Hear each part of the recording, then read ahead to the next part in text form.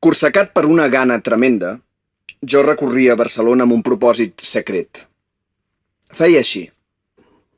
Tot passejant, agafava cada carrer pel seu començament, per la punta, i el cargolava, feina difícil, per refer el capdell desbocat de la ciutat comtal. Per plegar les places, necessitava uns bastons llargs, sense els quals no arribava als cantons, sovint distants. De vegades, fins i tot havia de tallar per la meitat algun edifici o arbre massa alts perquè no m'hi cabien dins l'embolcall.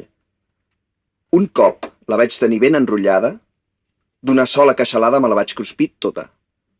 Amb l'ajut de les meves dents, la ciutat comprimida es va refer de la seva forma subjugada i es desplegà amb la força característica d'una metròpoli de les seves dimensions.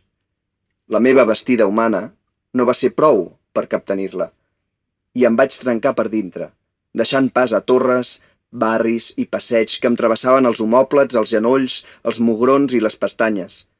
I així, Barcelona, deslliurada del seu opressor, va tornar a ser la mateixa.